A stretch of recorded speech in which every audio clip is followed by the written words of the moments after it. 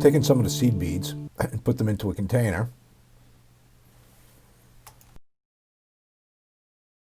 Here I've scooped up a bead with my bobbin. I'm getting ready to put it on a hook. I'll take the bead between my left index finger and thumb, and with a plunge-style pair of hackle pliers, grab a hook and put the bead on the hook. I use this because I have fat fingers.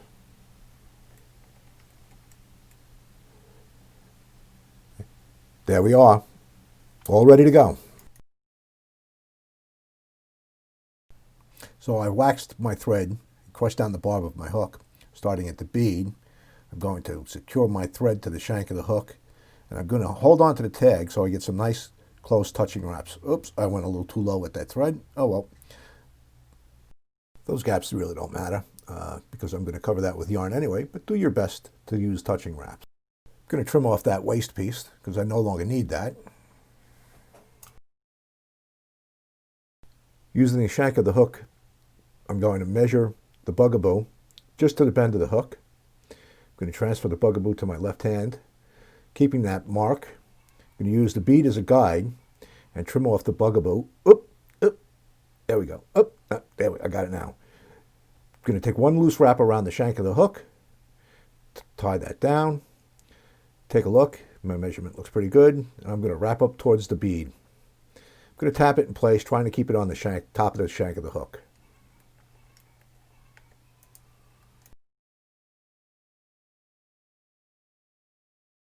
I'm going to take 3 or 4 strands of crystal flash.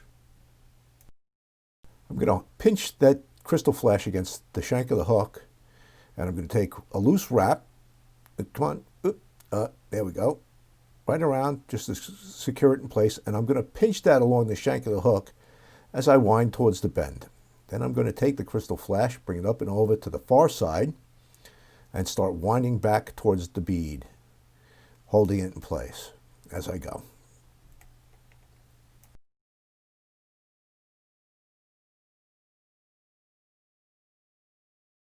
I'm going to grasp that crystal flash, and I'm going to pull it up just a little bit, and using my scissors, I'm going to cut it off even with the tail.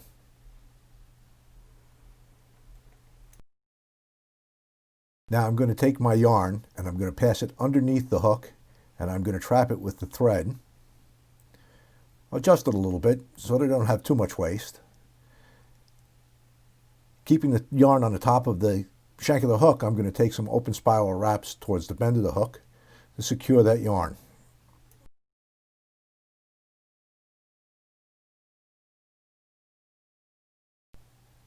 Next, trim off the waist piece. There we go. And bring the thread back up towards the bead.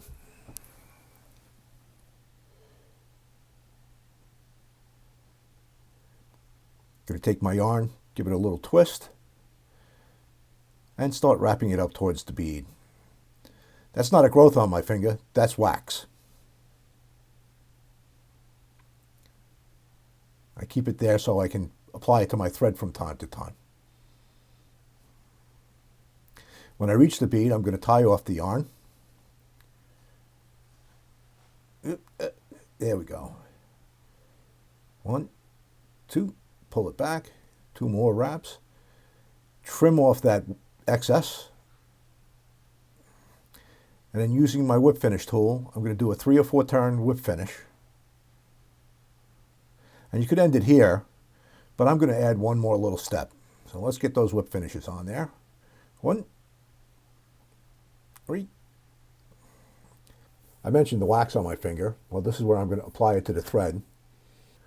The wax gives the thread just a little extra tackiness to help hold dubbing in place and other materials. So the dubbing is a blend of yarn, about a 12-foot piece, and ice wing dubbing that I cut up and put in the coffee grinder. And I'm going to apply this to the thread. I'm going to give it some, should be clockwise twists. And we're going to take 1 or 2 wraps around the shank of the hook behind the bead, just to help hide the threads. 1. I'm going to take my whip finish tool, and I'm going to do a 2 to 3 turn whip finish around. That's a little too much. Back that off. take some of that dubbing off of the thread. There we go. That looks a little better. Twist it back on. Take my whip finish tool. Give it a couple of turns. Help hide that thread. Pull it tight.